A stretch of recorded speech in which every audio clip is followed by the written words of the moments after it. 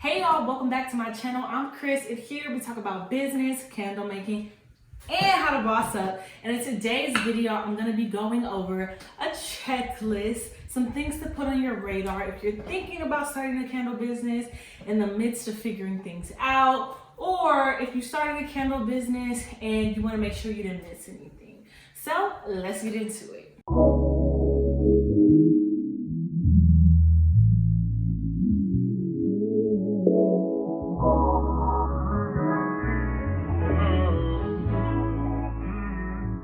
I say you should create a checklist when you're starting your candle business. One, because it helps you keep track of all the things that you need to get done. It keeps your ideas in check, and it allows you to see your progress along the way. I love checking things off of my list to make sure that I'm on track and that I'm doing what I need to do to meet my goals. And so if you're thinking about starting a candle business, some things that you'll need to be mindful of is the things that you'll need to get. So you'll of course need your wax, you'll need your wicks, this is such a tongue twister.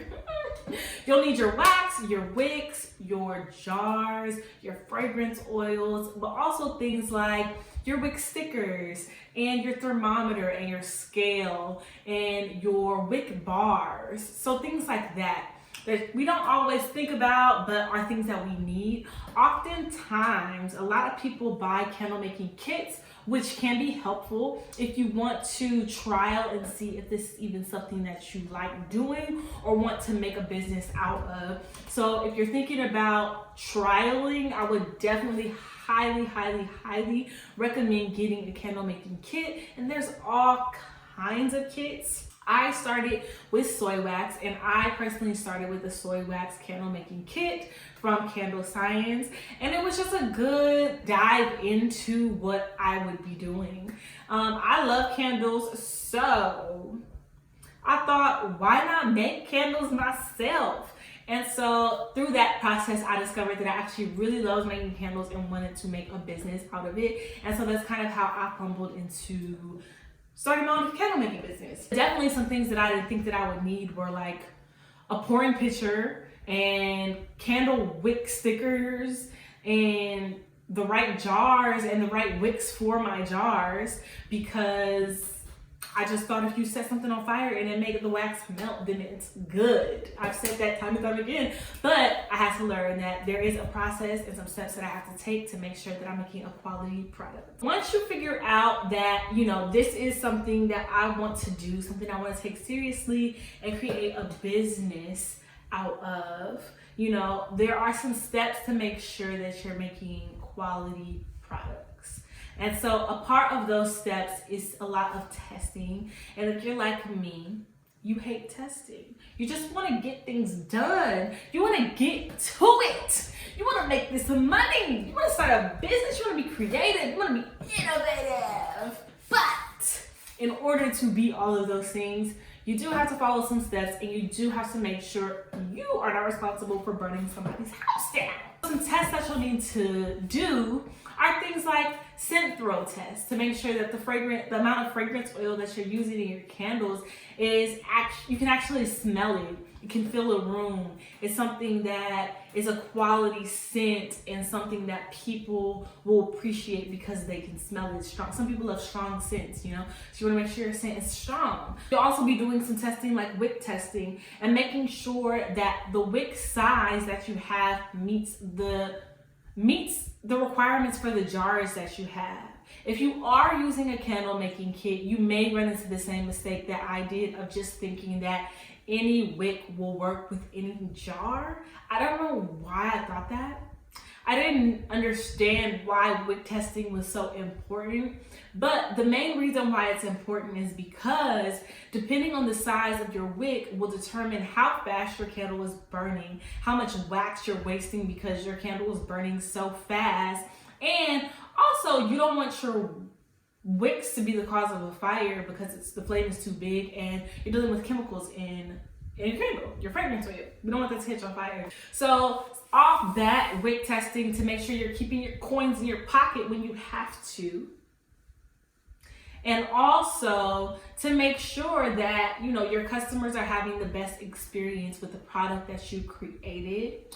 And also, most importantly, you're testing to make sure that whatever wick you're using and whatever jar you're using, the flame is big enough to at least burn the wax so that it meets the ends. Have you ever seen candles that when you burn them, there's wax all around the sides and the candle is just burning straight through the middle because the wick isn't big enough to light all of the wax and melt all of the wax in the jar so that it's an even burn. So we want to make sure that you're making it even burn. So that testing process is a little bit tedious, but it is definitely necessary to make sure that you're making a quality product, you're not wasting your money by burning through all of this wax, and that your customers are satisfied with how long your candle is burning.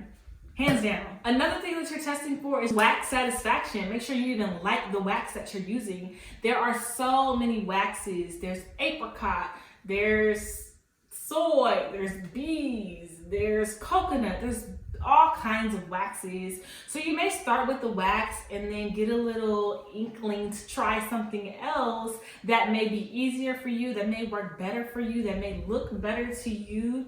And so a candle making kit, or just buying little ounces of waxes to try out, may be beneficial for you to help you decide what kind of wax you want for your business. So this testing process is kind of helping you weed off the waxes that aren't for you. But if you decide, no, I bought a gang of soy wax, so I'm going to use a bunch of soy wax, testing will help you get more comfortable. It will allow you to hack your wax, figure out what works best for your wax and your candles. So the more time you spend with it, the better and easier you'll learn to work with it. When you're starting your candle business, some things that you may not think about is the business side of things. I think a lot of people start businesses and they're like, I get to be creative, I get to do this, I get to do that. And some people aren't, but some people go straight to the business, you know what I'm saying? They want to handle their business. But if you're a creative like me, you'd be like, I just want to create. I just want to do fun things. I want to see colors. I want to see glitter. I want to see lights, camera, action. And we forget about the business side. So on the business side, like, you really do need to be thinking about what kind of business you're creating. What kind of fragrances are you going to be using? How many candles are you going to be using to launch? Is it 1? Is it 4? Is it 12? Is it 20? What is that for you? And that'll help you determine the landscape of what you're creating. So you know that you need to test for these scents, which means you need to find these scents, these amount of scents. If you want to start with 30 scents, then you're testing 30 times for each scent. Or maybe not, you may test and see that, like, okay, this fragrance oil does this and it's similar to this fragrance oil, so I may not have to do direct testing with these things. But honestly, you learn that during the testing period. But as far as the business side, you need to know these things because you need to know how much money you're going to be spending and investing in your business. A lot of people ask, is candle business profitable? And I personally believe that it's profitable depending on your work ethic and your hustle. If you're not about this life, about the grind, about the grit, about getting up every morning and going after what you want, I'm playing. But it is about your work ethic and it is about your hustle. Because this is a competitive industry. Like, we're competing with Bath Body Works, we're competing with Jackie Island, we're competing with her, him, me. Like, you're competing with people. And so you need to be strategic in the ways that you're marketing. You need to get on social media. You need to use the internet to your benefit. And honestly, you just need to figure out what your niche is and what it is that sets you apart. Whether it's like the same thing that's setting everyone else apart, like, how are you doing it differently? Like, what is your marketing telling people that someone else isn't telling them in their marketing? That's really what it comes down to. And so your language and your aesthetic, people love an aesthetic nowadays. Everything, your jars, everything that you choose, it should all tie into a bigger brand. And that brand is what you're creating, But it doesn't have to be you spend $10,000 on this, and this when you're just starting out. But it is being mindful of the things that you're doing and the cohesion of what you're creating and making sure that everything ties into one another. is what I'm saying. So be mindful of that. And some things that'll help you be mindful of are maybe ask yourself a couple questions, like what colors do you want associated with your brand? You know, are all of your jars going to be the same, or is each candle going to have a different jar? What's your selling point? What do you want people to feel when they get one of your candles in the mail, or when they go on your website, or when they go on your Instagram? Like, what do you want them to feel, and what do you want them to see?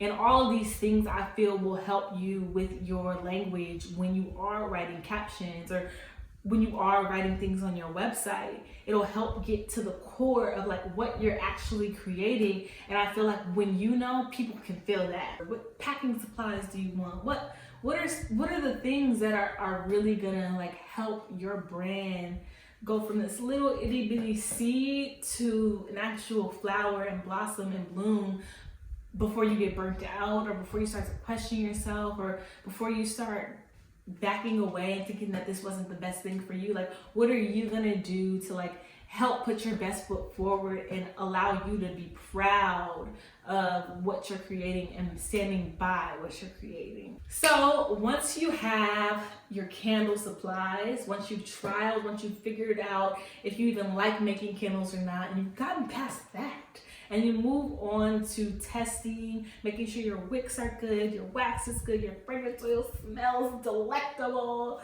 and then you move into the business side of things. I think it'll help you have a smoother launch, and writing down each and everything so that you can keep track of it, so you can keep track of like your why, your how, this is the aesthetic that I want. It'll really help you in the long run keep focus, and write down your candle recipes, keep track of everything that you're changing. This is a tedious process in the beginning, but it is such a fulfilling process once you've made it to the finish line and you feel confident in your product.